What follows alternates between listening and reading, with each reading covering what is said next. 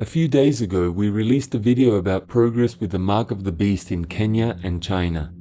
If you haven't already watched that video, please do so, and then come back to watch this one. Almost immediately after the release, the government in Kenya publicly denied that the Huduma card is in any way related to the infamous mark of the beast. Ironically, they did so at the same time that they announced that the entire population will not be able to do any sort of business through the government without it when it has been fully implemented.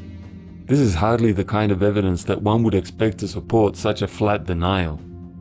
In addition to that, the government announced that its promised one-month census, in which they planned to enroll citizens through a door-to-door campaign, was now being shortened to a 5-day pilot test of public reaction before they proceed further. All of this is significant to understand something that has been going on for decades with regard to each step towards implementing the mark of the beast. Governments around the world know about Bible prophecy, which says that God's undiluted wrath will be poured on anyone who accepts the mark. They also know that the Bible says that the masses of the world will eventually not be able to buy or sell without having that mark. A situation which will have devastating effects on the lifestyle that so many of the world's professing Christians have enjoyed for centuries.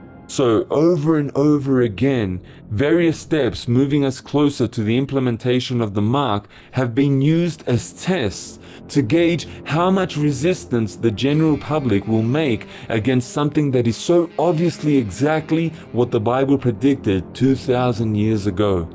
Note that the Bible predicted that this mark will be placed in the right hand or in the forehead of everyone on earth, except of course the relatively tiny band of Christians who have enough faith to face life without it.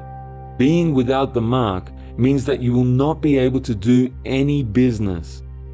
Cash will be totally eliminated by that time, and the mark will be your only way of doing any business. So we Christians will be forced to live by faith, the way that Jesus and his disciples did, and the way that he has been calling on all his disciples to do ever since, even before the mark was conceived of. In those countries where there has been an outcry from professing Christians who still believe the prophecy, governments have eased back and worked on more subtle changes, but with all of them getting closer and closer to the real thing.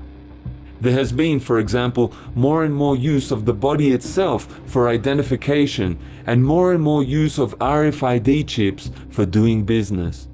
That's why we personally have taken to not even using a card with a chip in it when doing any business transactions. But the Huduma card in Kenya represents the closest that any government has so far come to the actual mark, even though the RFID chip, at this stage at least, is still in the card and not in your hand. Nevertheless, official promotions for the card indicate that it could be eventually replaced by some form of biometric identification, either in the hand or on the face. The good news at this stage is that already the Kenyan government is starting to back away from what it originally announced. And there is a hint that if the 5-day trial results in too much resistance from the public, they will try something different. However, even if they do decide to scrap their plans, as a number of other countries have done in recent years, they will not stop what they and other governments are planning to do eventually. We, the general public, will only have slightly delayed the inevitable. But at least it does give us a little more time to work out how we are going to survive under such restrictions, including restrictions that are already in place with regard to using various cards with RFID chips in them for such things as internet shopping, for example. So please do continue to share the warning message about what is happening in Kenya and also in China in order to make the world aware of the choice that awaits us.